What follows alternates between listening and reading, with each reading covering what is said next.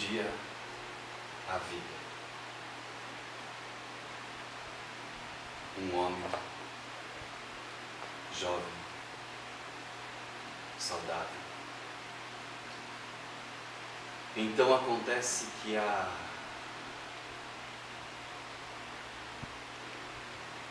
o homem solta um pequeno suspiro, abre os braços e o inesperado da coisa não deixa espaço para nenhum pensamento capaz de consolar. Nós somos deixados com nada, a não ser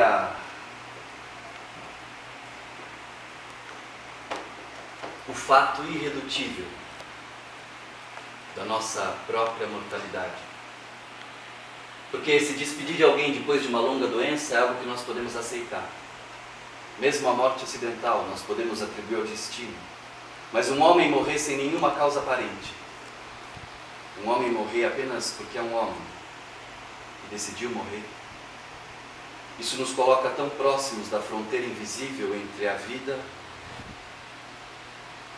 e a morte, que nós não sabemos mais de que lado estamos. A vida para. E ela pode parar a qualquer momento. A morte. Em Sorocaba, aos meus 7 anos, ela era saudada com alegria, por mim e pelos meus primos. Bastava saber que alguém no bairro tinha morrido, que nós corríamos, ainda sem o endereço do morto, pisando descalço as ruas de asfalto novo, à procura de homens de chapéu em frente a uma casa aberta, cuspindo gente pelas portas e janelas. Nós éramos os urubuzinhos das mesas de chá e bolachas.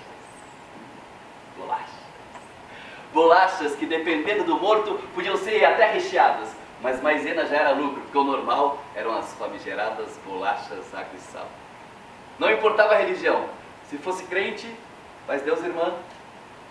Amém. Amém. Faz Deus irmã. Faz Deus irmão. Deus que abençoe. Se fosse católico, Ave Maria até completar o rosário. Espírita, ele fez a passagem. Umbanda não. Porque diziam que a comida era do capeta. Quando a coisa ia ficando chata, a gente criava alguns desafios. Por exemplo, chorar compulsivamente junto ao corpo. Ou então, tocar na mão do falecido. Roubar uma flor do morto, fazer cócegas no pé do presunto. Foi assim que nós descobrimos que um deles seria enterrado sem sapatos. Anos 80. Você tinha que fazer compra do mês assim que recebesse o salário. Na frente daqueles homens, remarcando os preços. Tinha a fila do leite, fila da carne. Enterrar sapato era um despropósito. Quando a comida acabava, o fundamental era conquistar um lugar vago, na janela, no ônibus fretado para o cemitério. A família ia num carro que alguém emprestava e todo o resto saculejando naquele ônibus sem placa. Era ali que diziam o que realmente pensavam sobre o morto, há pouco chorado como uma grande perda. Enumeravam suas amantes, seus roubos, suas trapaças, enfim, os seus grandes feitos. O destino era muito fácil de descobrir. Se a bolacha fosse água e sal, íamos para o cemitério da consolação. Se fosse bolacha maisena, o cemitério da saudade. Agora, se fosse bolacha recheada, ou então daquelas bolachas champanhe, nós íamos para o cemitério Pacos. O melhor, nada de túmulos de concreto, só um imenso campo gramado com umas plaquinhas imitando bronze. Tinha até um jardinzinho japonês do lado e depois colocaram umas caixinhas de som que só tocava a música New Wave.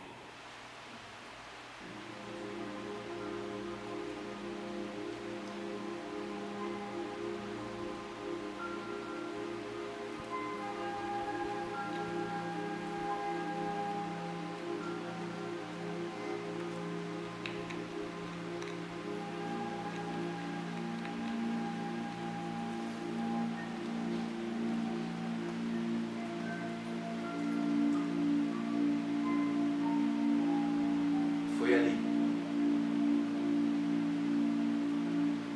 Eu corria descalço, pisava a grama, saltando as placas. Eu brincava de pega-pega com os meus primos, quando nós descobrimos o velório em torno de um caixão branco e pequeno. É um anjinho, alguém disse. Eu me aproximei e eu vi que não tinha asas nem auréola. Era uma criança morta. Sem ninguém ter desafiado, um dos meus primos foi lá e colocou uma bolacha no caixão do menino.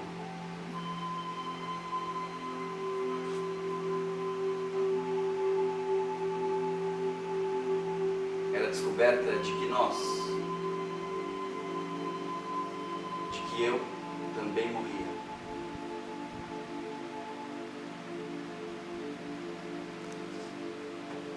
Eu me lembro da sua despedida no dia da sua morte. Eu me lembro do seu abraço, das suas lágrimas e do meu pedido. A notícia da morte do meu pai chegou num final de tarde. Eu pulava numa perna só de uma calçada para outra.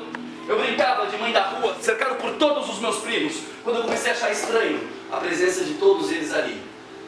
Os meus primos só nos visitavam assim todos no Natal, no Ano Novo, nas férias, no aniversário de um de nós em Sorocaba, e não era nenhuma dessas datas. Uma outra ocasião que também nos juntava era um velório.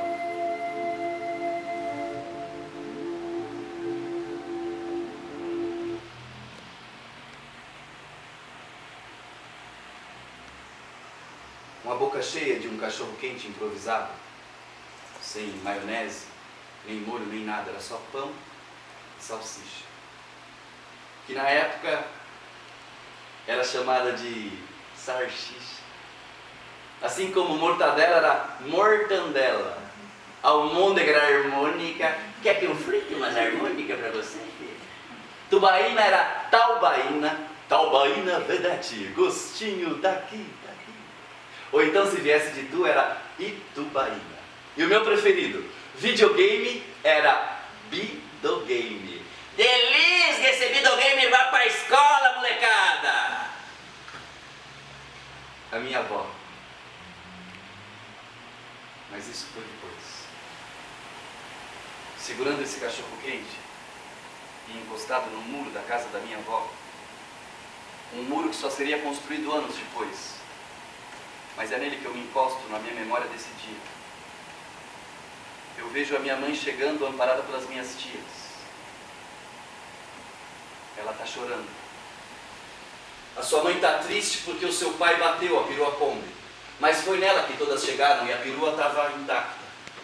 Logo depois, eu estou no único velório da cidade, o Ofebas. Um dos meus lugares prediletos. Porque eu sempre estou lá com os meus primos e na entrada tem uma rampa muito boa para apostar corrida. Eu nem sei diferenciar minhas noites ali. Elas parecem todas a mesma. Eu não enxergo nada para além da cintura. Eu só vejo calças, sapatos, anáguas debaixo das saias, meias desfiadas, corrigidas com esmalte, um cheiro de flores e um calor intensificado pelas velas. Muitas velas. Venha se despedir do seu pai. Mas por quê? Ele já vai? Eu me despeço mais para poder voltar a brincar com os meus primos. O caixão estava lacrado. Eu não me lembro, mas eu sei que o caixão estava lacrado. Sepultamento, nada. Eu não me lembro de nada. Eu não me lembro nem mesmo da notícia da sua morte, de ninguém me dizendo: olha, o seu pai morreu. Ou então, o seu pai faleceu, descansou. Foi para o céu, o Senhor recolheu seu pai, foi para o Beleléu, bateu as botas, nada. Eu não me lembro de nada. Eu me lembro que eu era um menino num final de tarde que virou órfão. Eu era órfão. Órfão de pai. Mas parece que eu sempre fui assim, eu nasci assim, como uma falta. Mas uma falta minha, uma falha minha. Na escola, quando me perguntavam do meu pai, eu dizia: morreu. Aí eu lembrava que eu tinha que fazer uma cara de triste para parecer gente.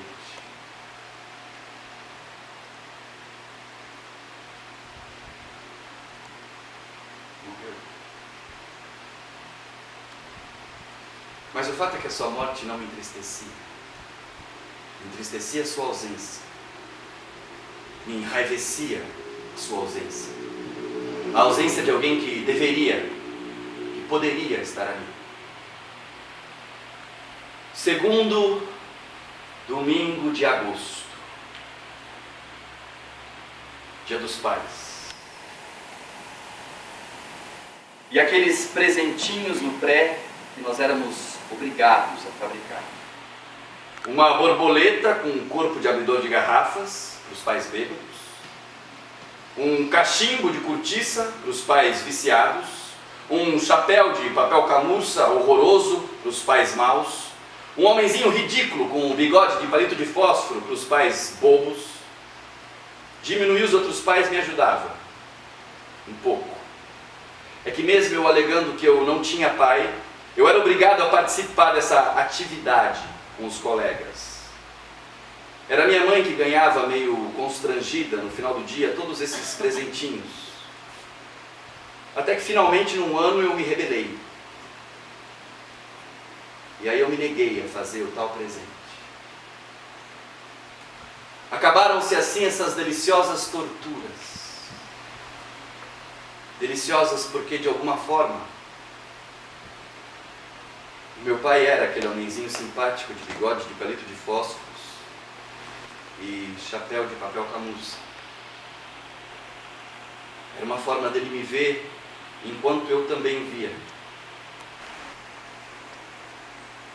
Era uma forma dele me encontrar.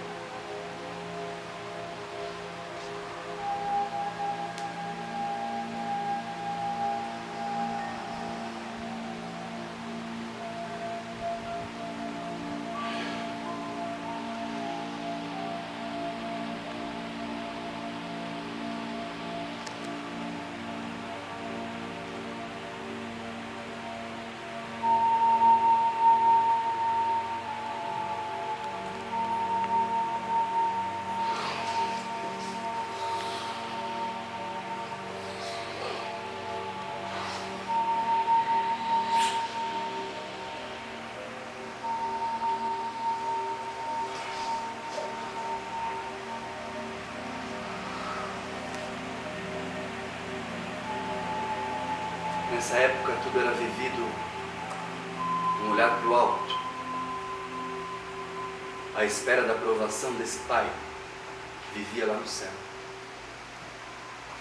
Assim foi fácil adotar Deus com D maiúsculo como pai. Foi fácil falar com Ele e ouvi-lo.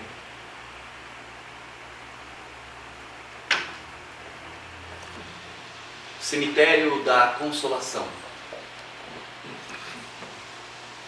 Bolacha, água e sal. Anos depois, o meu tio me leva até lá e ele me coloca em frente ao seu túmulo.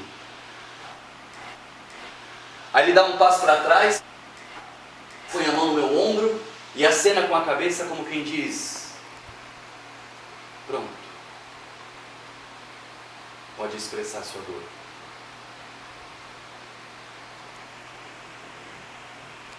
Mas o fato é que nada me doía. Eu já devia ter uns 12 anos e até então nada me afirmava que eu tinha ou tive um pai. Mas para não desapontar o meu tio, que era uma figura masculina que eu gostava muito, uma das poucas, eu fingi que sofria.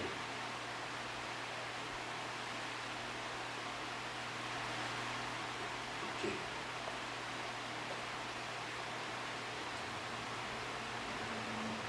Por quê? Eu começo com um porquê interno. como se sua ação tivesse mais importância para mim do que para ele mesmo. Por quê? Enquanto eu leio o nome de outras pessoas sepultadas com meu pai, quem eram? Por quê? Eu reparo que o seu túmulo não tem flores como os outros, ele não é tão conservado como os outros, e eu sempre fingi bem. Numa casa com 12 primos, sendo o terceiro ou quarto mais fraco, não resta muito não se aprender a fingir e a deixar as unhas crescerem. Eu era chamado de galunde.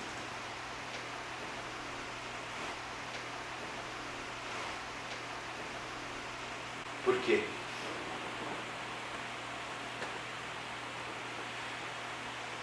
Por quê? Eu reparo que o seu túmulo não tem flores como os outros.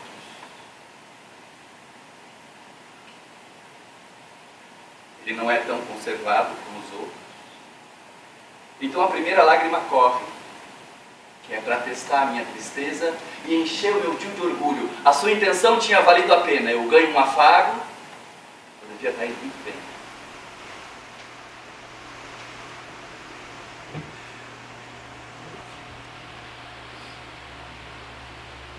Traiçoeiramente essa pergunta ela foi se enraizando no meu peito.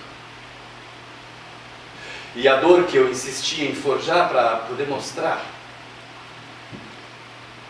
ela doía agora plena. Ela dançava por todo o meu corpo.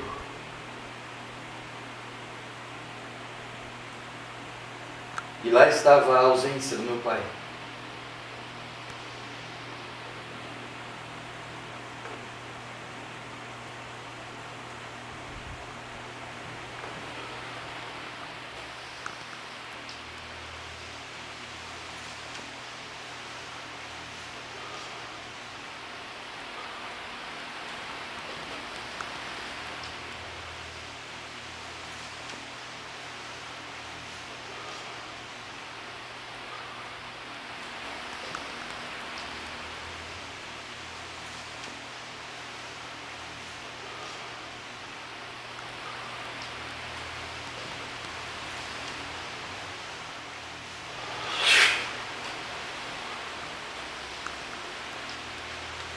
Anos depois eu escrevi um poema sobre o seu túmulo. Não em cima do seu túmulo, não. Eu não era nenhum gótico, nenhum L. Johnson. Era sobre, a respeito dele. Chama Foi. Ele está guardado num quadrado acimentado. Ele está aguardando por um bando que cantando guardou, num quadrado acinzentado e chorou. Foram lágrimas que caíam de baixo para cima, apagando a luz do sol um pouco mais. Lágrimas que caíam da vulva das viúvas, e de longe se ouviam seus muitos ais. Ai, se pudesse me ver chorando pelo seu quadrado descascado, sem flor, sem dor. Ai, se pudesse me ver amando, chamando, esperando, cantando, aguardando pelo meu quadrado acimentado, acinzentado, descascado e um pouco mais conservado para apagar ainda mais esse dia ensolarado.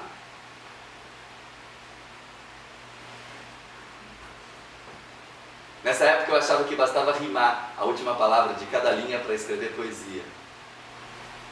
Mas parece que aquele adolescente de 14 anos que escreveu isso, ele também estava tentando retratar o seu pai. Invisível. Silêncio. O que nunca foi dito pela mãe, nem por ninguém. O silêncio de todos e a cautela excessiva comigo, os olhares que eu não ignorava. Eu fingia não desconfiar que eles não viam só o menino. Eles viam o menino que perdeu o pai. Aquelas imagens minúsculas, alojadas no lodo da memória.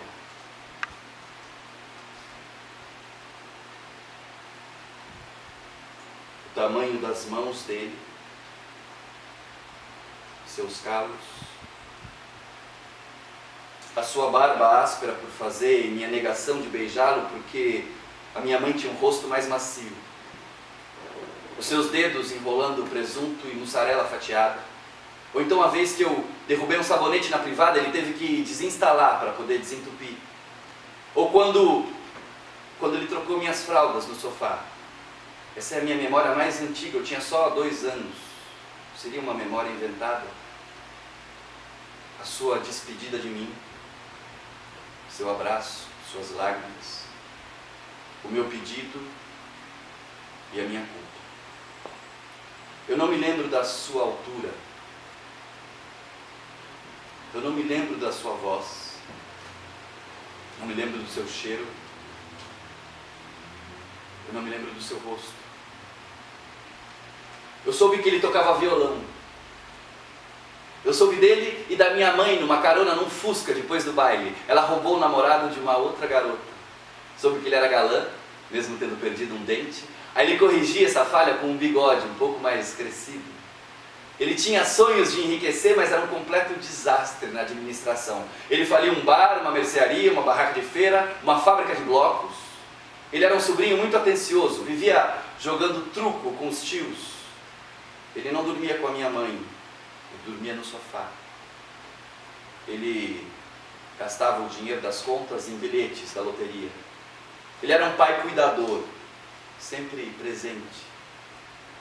Não era muito legal com a minha mãe. É impossível dizer ele era bom, ele era mau, ele era isso ou aquilo.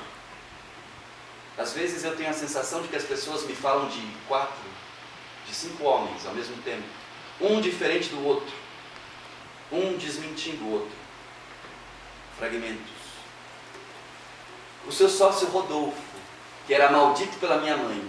Isso me afetava, porque eu também chamo Rodolfo. E se um Rodolfo pode ser mau, eu também poderia. Era questão de tempo. Mas aí eu descobri que, na verdade, ele se chama Randolfo. Então eu tenho alguma chance. Seu rosto. Ele no caminhão azul. Seu rosto. Os vários óculos de aro preto espalhados pela casa. Seu rosto. E de novo o seu rosto.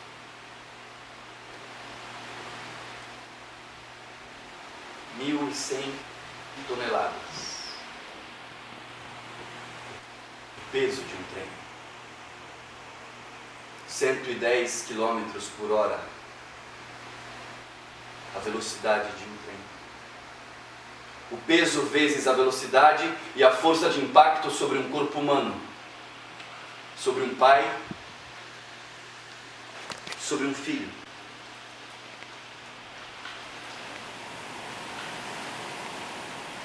Ou melhor, 2. Tem um irmão. Ele é só 2 anos mais velho, mas que para o caçula era como uma fortaleza. Uma segurança inabalável. Quando o maior inventava os seus mitos tirados da TV preto e branco e dos gibis, o pequeno tentava organizar essa teogonia. E tudo era possível porque vinha da boca do seu irmão mais velho. O que é certo, o que é honra, o que é amizade, o que pode, o que se deve mesmo quando não se pode. A segurança na escola por ser irmão do outro. Os conselhos noturnos. As conversas ouvindo ele dizer que ele seria o melhor jogador de bola do mundo. O melhor lutador de karatê do mundo. O melhor jogador de basquete do mundo. E finalmente, o melhor músico do mundo. Mas antes, ainda na escola, quem era a segurança desse irmão mais velho? Onde é que ele se apoiou? Apoia. É inegável reconhecer que ele cresceu, mas de que forma? O meu irmão, ele era cheio de ódio no corpo e no espírito. E minha avó e minhas tias faziam questão de incendiar esse ódio.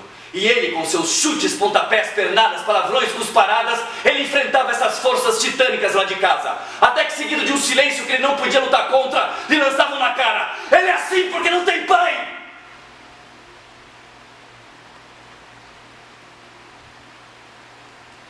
Como ferido por um golpe desleal,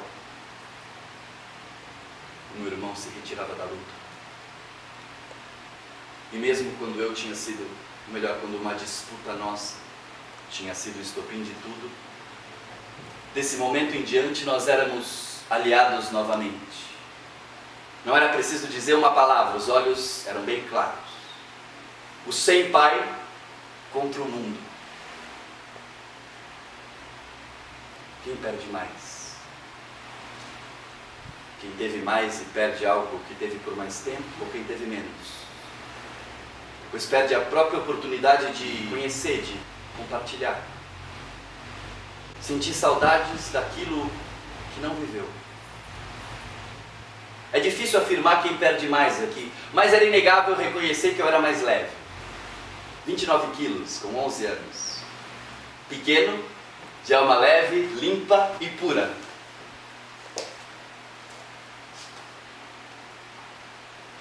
Não é verdade?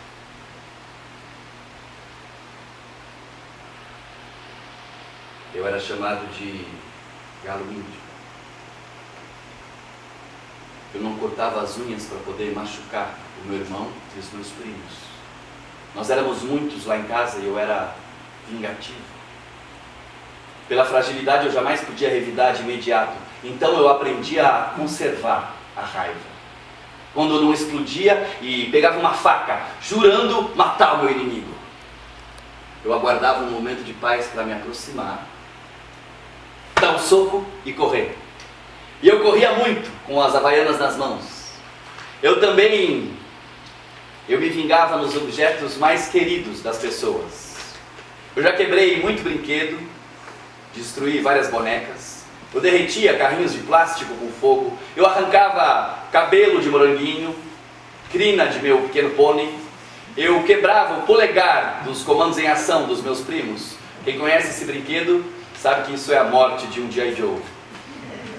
Eu também rasguei um caderno de 10 matérias, assim, no muque.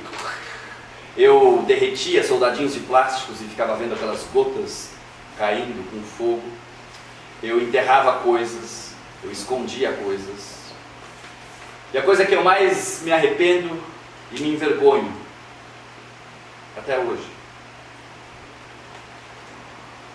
eu rasguei uma foto do meu irmão vestido de coelho da Páscoa no pré.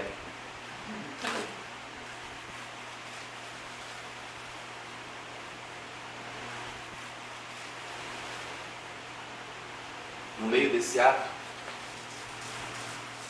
eu experimentei estar errado. Muito errado.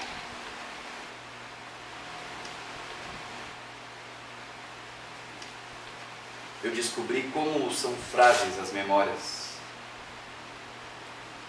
Como elas podem ser facilmente destruídas.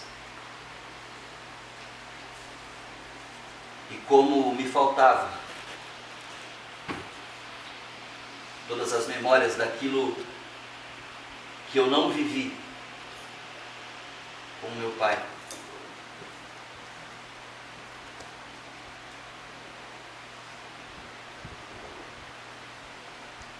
Houve uma ferida profunda. Essas palavras, elas mantêm essa ferida aberta, ao mesmo tempo que tentam curar, tentam cicatrizar. Mas eu não só vejo o meu pai como ele era, eu vejo como ele é, como será.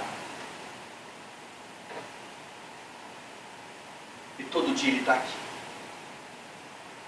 Ele invade os meus pensamentos sem que eu perceba. Ele me toma de assalto. A imagem do seu corpo mutilado, dentro do caixão, como descreve a sua certidão de óbito. Hemorragia externa, politraumatismo, ação de instrumento contundente.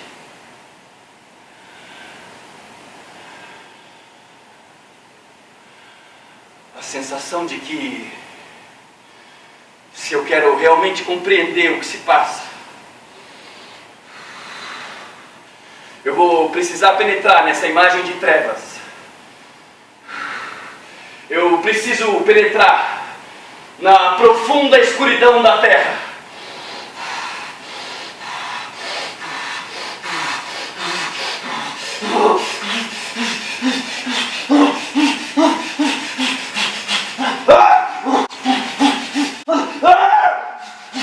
Um ferro quente a mais de 100 km por hora, tocando sua pele até alcançar os ossos que se partem no estalo, e sem ser atirado para longe, mas tragado para debaixo da máquina de toneladas, que dobra o seu corpo sem perder o sopro da sua velocidade, enquanto suas mãos já sem o comando da mente agarram o aço do trilho, que lhe fatia os membros ao encontrar com as rodas, que espalham o sangue pelas pedras e dormentes da ferrovia.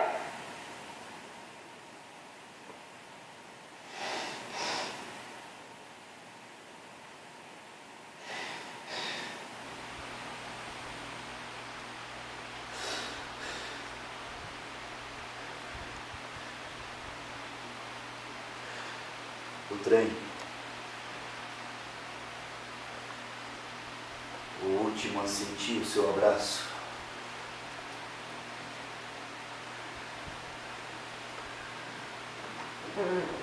O mais intenso dos seus abraços.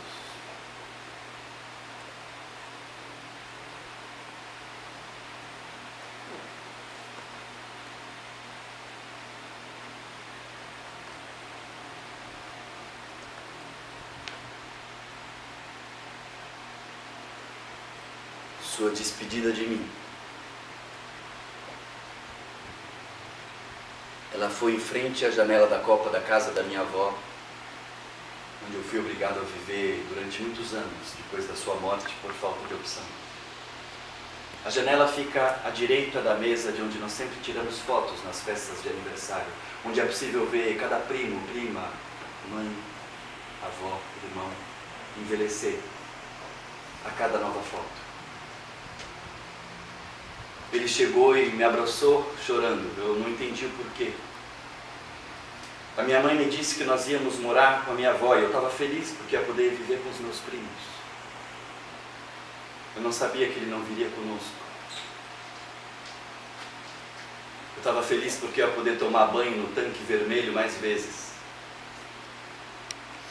Eu não sabia que ele e minha mãe, eles estavam se separando.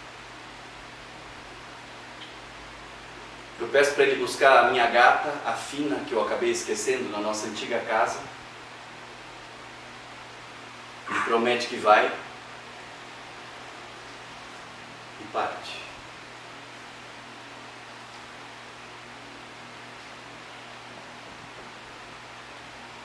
Noite. Luz apagada.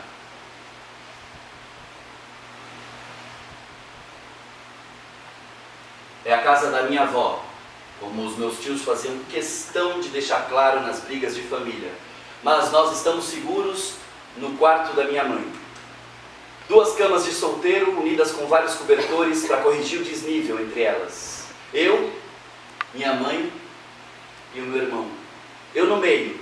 Não porque eu queria minha mãe só para mim, é porque eu queria ter a minha mãe e o meu irmão ao meu lado. À noite, no escuro, era mais fácil conversar com a minha mãe depois de orar. Cada um de joelhos ao pé da cama, em silêncio, com os olhos fechados. Minha mãe às vezes dormia assim. E eu e meu irmão, nós competíamos para ver quem orava por mais tempo. Quase sempre a oração de verdade já tinha acabado, mas a gente ficava lá, com os olhos fechados, só para poder ganhar um do outro. Mesmo minha mãe explicando que essa competição, ela era errada, muito errada. A minha oração era basicamente assim, mas num tom bem solene. Senhor meu Deus, obrigado por toda a graça que me concedeis, ó Pai. Obrigado por os meus primos falarem a mesma língua que eu, mesmo morando em Cotia e São Paulo, que são cidades tão distantes aqui de Sorocaba. Porque se eles falassem outras línguas, seria muito difícil as nossas brincadeiras. Ó Pai Celeste, eu agradeço pela nova cria da minha gata Gigita. Os gatinhos são muito bonitinhos e dessa vez nenhum nasceu morto. Meu bom Deus, agradeço também pela minha caixa de giz de cera, que ainda está inteira no meio do ano. E eu gostaria de pedir um boneco dos Comandos em Ação. Ó Pai Celeste, me perdoe, porque eu troquei a minha lanterna quebrada da Rayovac com a boa do meu irmão. Eu sei que eu devia destrocar, mas ele não sabe que foi a minha que quebrou e não a dele, e eu gosto muito dessa lanterna. Meu bom Deus, protege todas essas pessoas que eu amo muito. A minha mãe, o meu irmão, a minha gata Gigita, a minha avó, meus primos de Sorocaba, meus tios de Sorocaba, meus primos de Cotia, meus tios de Cotia, meus primos de São Paulo, meus tios de São Paulo, e protege também a minha gata Fina, que morava na nossa antiga casa, mas que já morreu, a minha cachorra Teca, que era da raça dálmata, também já morreu, a minha tia Lourdes, que era paralítica e morreu, minha tia Lia, que me dava chocolate soufflé, também já morreu, e também protege o meu pai, que morreu.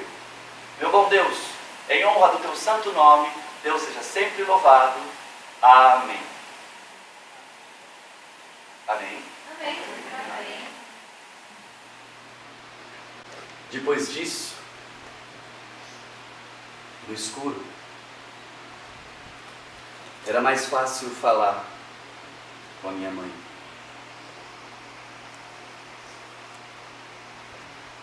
Como é que o meu pai morreu? Ele foi atropelado por um trem. Mas como? Por que é que ele não saiu da frente do trem? É que ele enroscou a bota no aço do trilho e ficou preso. Então ele sabia que ia morrer. Sim. E ele orou por nós? Sim. Orou por você, pelo seu irmão, orou por mim. E pela minha avó, também orou. E minha gata Gigita, orou pela Gigita também. E os meus primos de Sorocaba, também orou. Meus tios de Sorocaba, orou também. Meus primos de Cotia, sim, sim, sim, sim. Eu perguntei por todos os meus parentes e animais, vivos e mortos. E ele tinha orado por todos nós. E quem é que vai ser o meu pai agora? Deus. Deus.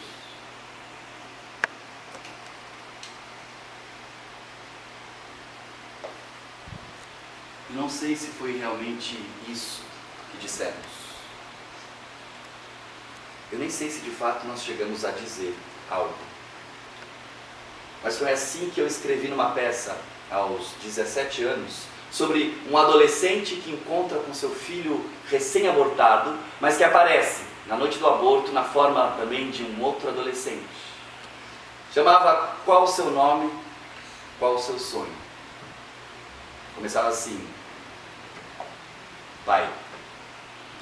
Oi. Por quê? Era legal. Eu tentei montar com 19 anos. Mas aí no meio dos ensaios,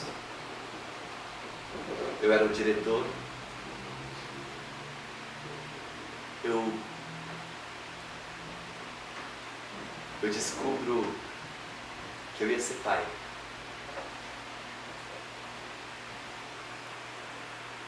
Então eu parei a peça. Eu vou ser pai.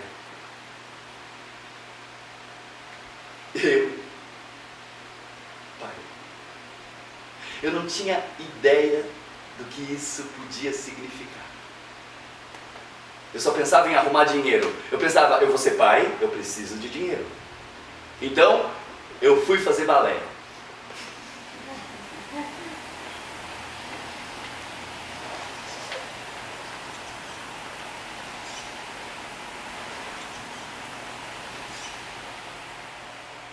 Mas a imagem do meu pai,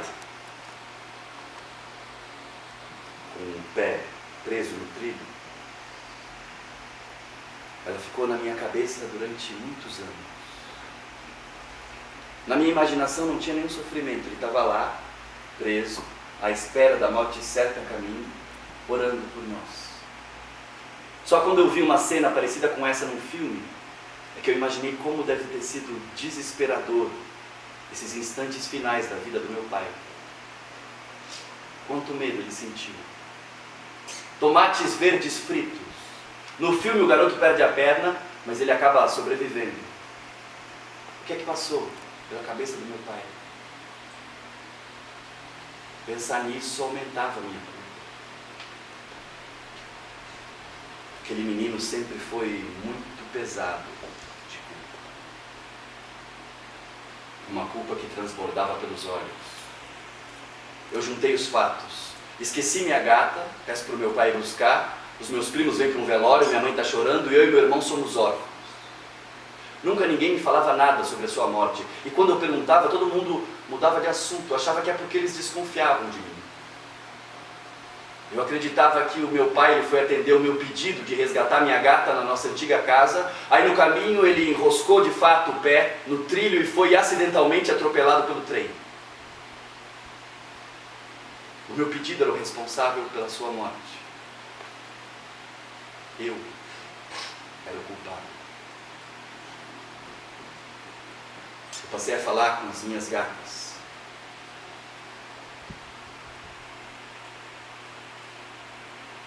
E elas a me responder. A culpa estava em cada brincadeira minha. Foram anos olhando os três com certo fascínio e cumplicidade. Até ler em outras pistas e entender o que de fato aconteceu com meu pai. Essa desconfiança ela se confirmou depois de mais uma célebre briga de novela lá na casa da minha avó, entre a minha mãe e uma das minhas tias. Depois de se pegarem até rasgar a roupa uma da outra, e eu ainda aqui terrificado com a cena, eu tinha uma certa alegria. Porque mesmo a minha mãe sendo baixinha, ela levava melhor sobre a altura desengonçada da minha tia. Isso me inspirava. Eu era o menor da classe. Depois dos ataques físicos, a minha tia lançou na cara da minha mãe: "Eu pelo menos tenho marido! O seu marido se matou!" Minha mãe ainda teve tempo de responder: "Ele se matou porque me amava!" Só então elas atinaram que eu estava ali no meio, tentando separar a briga. E minha tia, com uma teta de fora, começou a se desculpar comigo. Mas os seus gritos eram minha sentença de inocência. Eu tinha 12 anos e eu ainda me achava responsável pela morte do meu pai. Eu fui inocentado pela minha tia, com uma teta de fora. Eu não consigo descrever como isso me mortificava. Não a teta, mas a culpa. A culpa pela morte do meu pai. Uma culpa que foi de pronto substituída por uma raiva, por um ódio pelo meu pai. Por quê? Só então eu entendi as suas lágrimas junto à janela da copa da casa da minha avó. Por quê? Só então eu percebi que ele sabia que aquele era o nosso último abraço. Por quê? Como deve ter soado inocente o meu pedido de resgatar a minha gata.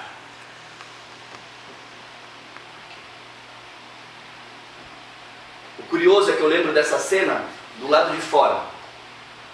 Eu vejo a criança que eu fui e o pai que se foi. Eu vejo de fora, o que me faz duvidar dessa minha lembrança, ou mesmo se eu cheguei a fazer o tal pedido. A dor que essa cena me causou, ela foi mais real que a própria cena. Eu peço para ele buscar a minha gata, que eu acabei esquecendo na antiga casa. Ele promete que vai e parte. Na nossa antiga casa ele pega uns papéis sobre questões de trabalho. Aí na volta para o centro ele toma um atalho pela estrada de ferro. Ele cruza com um conhecido que meu pai não vê, mas ele o reconhece. Logo depois ele escuta o barulho do freio do trem. E meu pai está morto. Mas ele não deixou bilhete, não deixou carta, nada. Ele tinha parado de pagar o seguro de vida poucos meses antes. Estava com papéis sobre questões de trabalho. Será que ele não planejava continuar? Qualquer dica, qualquer pista me fazia acreditar que talvez ele não tivesse se matado, talvez realmente foi um acidente. Às vezes eu ia tão longe nessa fantasia que ele nem chegava a morrer. Aí ele se reencontrava comigo anos depois e explicava o porquê dos seus filhos. Eu tenho várias cenas desses nossos reencontros na minha cabeça. Fantasia também envelhece e vira memória. Mas aí vinha a imagem do seu nome no túmulo, eu tinha que admitir que ele estava morto. E que sim, eu era um órfão de pai. Mas o problema não era só a morte, era a sua opção por morrer. Por que o suicídio? Por quê? Eu tive logo depois do meu pai uma outra tia. Ela também se matou. Ela era esposa do irmão do meu pai. Anos antes, um outro tio, irmão da minha mãe, ele era pintor, comunista, gay, alcoólatra. Ele num dia botou fogo em todos os quadros, aí ele jogou gasolina no próprio corpo e riscou um fósforo. Ele agonizou 5 dias antes de... A Carminha, a nossa vizinha, ela era um amor com todas as crianças lá do bairro, mas ela era levada uma vez a cada 2 anos para ser reanimada no hospital, depois de tomar litros de cândida e vários comprimidos. Um outro tio, irmão do meu pai, ele se jogou na frente de um caminhão, ainda morreu, mas ele ficou lelé, morreu anos depois.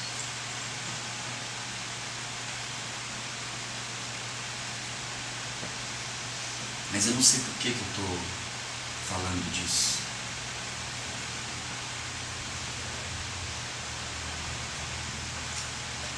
Eu não sei como eu cheguei até aqui.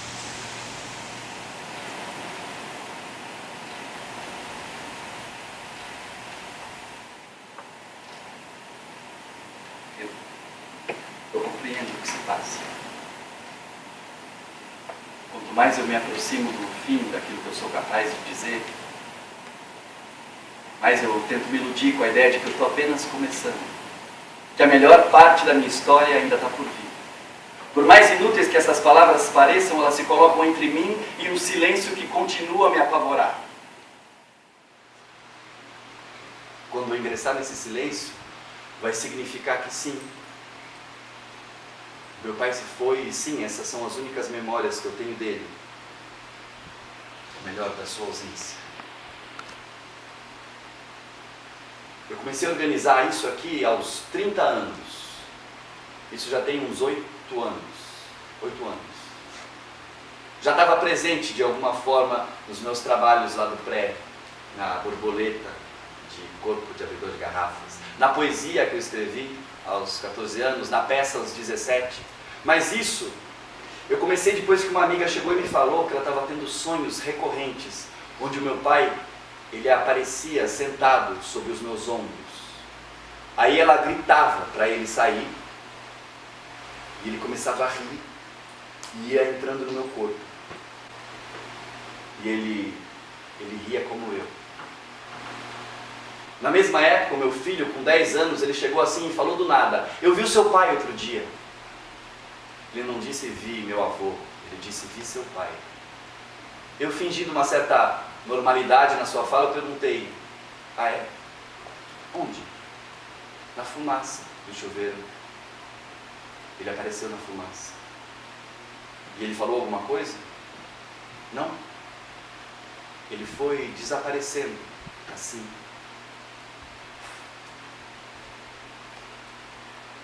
Então achei que devia fazer alguma coisa. E eu fiz muita coisa. Eu convidei vários amigos para discutir os textos que eu tinha escrito sobre isso. Eu dirigi outros artistas que faziam retratos sobre os seus avós. Eu fiquei lendo muito Paul Auster. Eu fui para a Bahia, num terreiro em Amaralina, o terreiro da mãe Edenes. Lá, sem me conhecer, eu fui recebido. Me hospedaram, me deram cama e comida, que eu comi e pude provar que era divina. Mas antes de tudo, a primeira coisa que eu fiz foi sentar numa máquina de escrever e datilografar todas as memórias que eu tinha do dia da sua morte. O Ofebas, os meus primos, a mãe da rua, o cheiro de flores, as anáguas, o cachorro quente, a Kombi. Eu também juntei algumas fotos e todos os documentos que eu tinha, e ali no meio daquela papelada eu encontrei uma cópia da sua certidão de óbito. E lá estavam as palavras batidas à máquina no pontilhado no papel padrão de ser: Elisiário Amorim Sobrinho, comerciante, casado. O falecido deixou filhos, deixou bens. Hemorragia externa, politraumatismo, ação de instrumento contundente. Eram sempre estas as informações que me chamavam a atenção quando eu e o meu irmão, nós pegávamos escondidos a sua certidão original e líamos com o mesmo cuidado de quem segura um bebê. Ali, com aquela xerox nas mãos, outras palavras me chamaram a atenção. A data: 10 de outubro de 1983. Eu tinha 4 anos, e não 7, como eu sempre imaginei. Então um outro número saltou mais diante dos meus olhos. Falecido aos 28 anos de idade.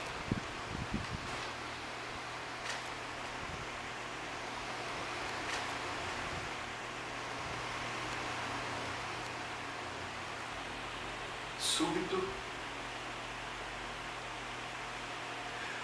toda a raiva que eu tinha do meu pai, todo o ódio, e ele era grande e durou por muito tempo, escorreu e deu espaço para uma compaixão, até mesmo uma certa ternura pelo meu pai. Ali, com aquela xerox nas mãos, como quem segura um bebê, eu vi o meu pai mais novo do que eu. Os meus olhos já não o inquiriam mais no céu como quem procura alguém que devia saber todas as respostas. Eu o vi como um dos meus amigos. Eu o vi como meu filho. Como eu próprio.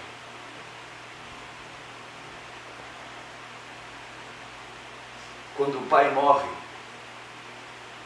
o filho se torna o seu próprio pai e o seu filho. Eu olho para o rosto do meu garoto e eu me reconheço nos seus traços. Aí eu imagino o que é que ele vê quando ele olha para mim. E me descubro nesse momento me transformando no meu próprio pai. Eu chego a tremer de felicidade e de tristeza. Como se eu estivesse ao mesmo tempo indo para frente e para trás. Rumo ao passado e rumo ao futuro. E não é só a minha imagem no rosto do meu filho que me comove, tampouco a possibilidade de me colocar dentro do meu próprio pai, mas é aquilo que eu enxergo no passado do meu próprio menino desaparecido. Eu quero abraçar esse menino que me moldou com as suas unhas de galo índio. Eu sou o contorno da sua raiva, do seu ódio, do seu medo. Mas eu preciso que você saiba que você pode brincar em paz. Você é inocente.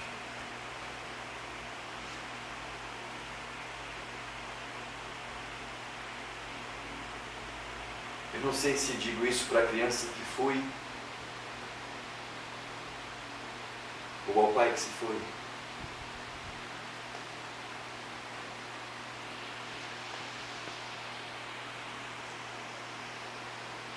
Eu não sei mais o que dizer.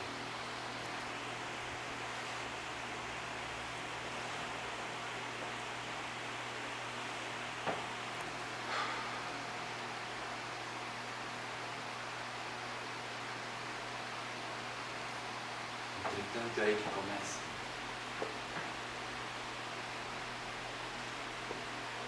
Uma nova palavra só pode existir num instante